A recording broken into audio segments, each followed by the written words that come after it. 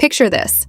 A young Dangelo, barely 19, standing in the glow of studio lights, shy but magnetic, his voice dripping with raw soul the world hadn't heard in decades. Across from him, AngieStone, seasoned, confident, already a force in the neo-soul revolution, looks at him not just as an artist, but as something she could shape, polish, and present to the world. What began as mentorship soon blurred into something deeper, messier, and far more dangerous. In an industry already built on control and image, their connection became a study in power, obsession, and loss of self. She molded his sound, his look, even his identity, until the line between love and manipulation vanished completely. To the public, it looked like a soulful union of two legends, but behind the music was a darker truth, a young man struggling to breathe under the weight of someone else's vision. Years later, as Angie kept speaking and Dangelo kept silent, the silence itself became the loudest statement of all. Was it love or was it grooming? Genius or control? The story of Dangelo and AngieStone isn't just about music. It's about the cost of becoming someone else's creation. When the neo-soul movement exploded in the late 90s, Dangelo emerged like a storm. His voice was warm and haunting, his presence magnetic, and his sound unlike anything the R&B world had felt in years. Brown Sugar wasn't just an album, it was a cultural shift. It reintroduced soul in its rawest form, and behind that music stood a young man still learning who he was. Enter AngieStone, a seasoned powerhouse with the kind of experience and confidence that made her both mentor and muse. She had already navigated the industry, seen its pitfalls, and carried the kind of authority Dangelo lacked. When they met, it was chemistry and ambition colliding. She saw his potential, the spark of genius in a shy kid who didn't yet understand his worth, and she decided to shape it. She guided his wardrobe, his tone, his public image. She braided his hair, boosted his ego, and told him he was beautiful. To many, that seemed nurturing, but beneath the surface, it became something else. Dangelo began to transform, not just musically, but emotionally, molded by a woman more than a decade older who had already mastered the art of influence.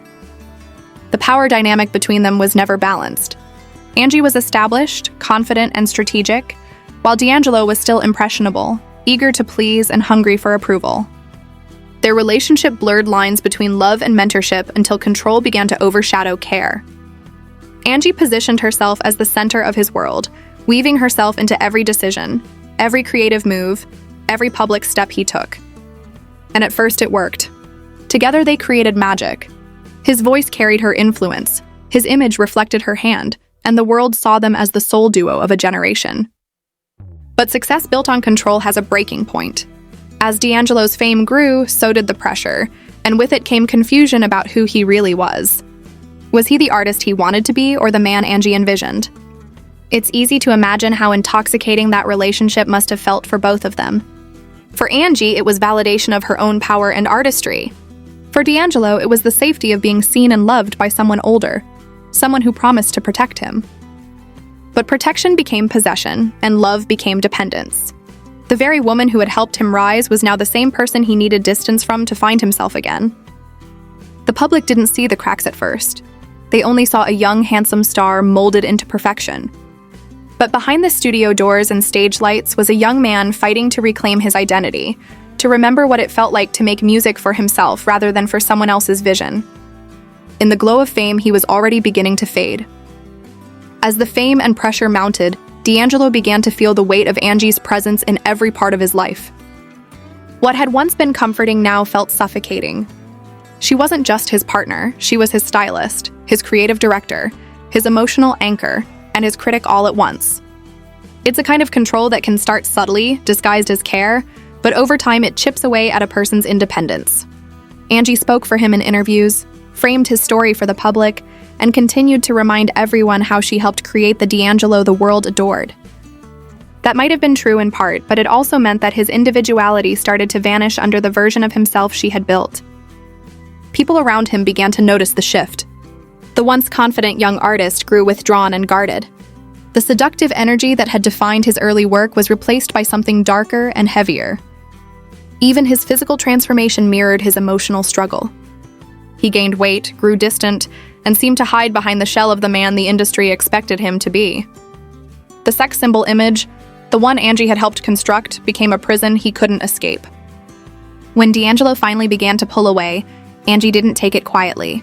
She spoke about him in interviews with lingering affection, framing their relationship as the love of her life. Her words were drenched in nostalgia, but beneath the surface was pain and ownership, as if she still believed he belonged to her story. Even after their separation, she kept invoking his name, her songs echoing her heartbreak and loss. Meanwhile, Dangelo stayed silent, avoiding confrontation but unable to escape the shadow of that history. His silence wasn't indifference, it was exhaustion. Every time she spoke, she reopened a wound he had been trying to close. For him, moving on meant disappearing, and that's exactly what he did. He vanished from the spotlight, leaving behind the fame, the image, and the chaos that had come with her. In his absence, the whispers only grew louder, but Dangelo's retreat spoke more truth than any interview ever could. Years passed, but the echoes of that relationship never really faded. Angie continued to speak about Dangelo with a mix of longing and pride, while he remained a mystery, a man who had once ruled the charts but now lived in the quiet shadows of his own making. His silence became its own kind of power, a statement that said more than words ever could. People called it reclusion, some called it guilt, but for Dangelo, it was survival. He had been consumed by a system that celebrated his body more than his soul, and by a relationship that blurred the line between love and control. His retreat wasn't weakness. It was an act of reclaiming himself. When he finally returned to music years later, his sound was darker, deeper, and haunted by everything he'd endured. The world could hear the pain in his voice, the fatigue in his spirit. That's the cost of being molded too early, too forcefully, by someone who thought they were helping but instead took too much. Angie's side of the story was always that she had been misunderstood, that she was unfairly judged because of her size, her color, and her age. And yes, the public did weaponize those things against her, reducing her to cruel stereotypes while ignoring the larger conversation about power dynamics and emotional grooming. But that reality doesn't erase the imbalance. Love can be real and still be harmful. Her affection may have been genuine, but her influence was heavy, and for a 19-year-old still forming his sense of self, it was suffocating.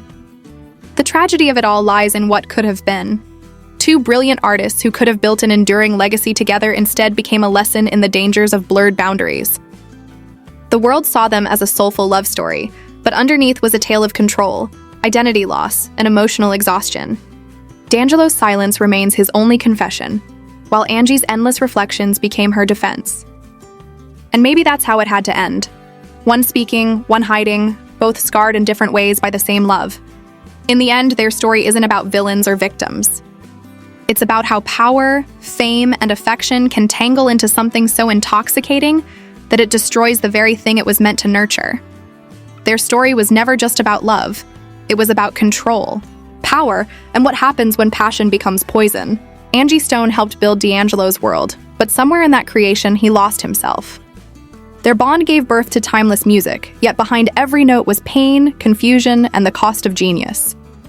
Some love inspires, some love consumes. This one did both. And that's why it still haunts the culture today. Because no matter how far Dangelo rose or how much Angie loved, the scars never truly faded. Stay locked in with the hype spill, because the truth behind the fame is always deeper than the story they sell. Deeper than the story they sell.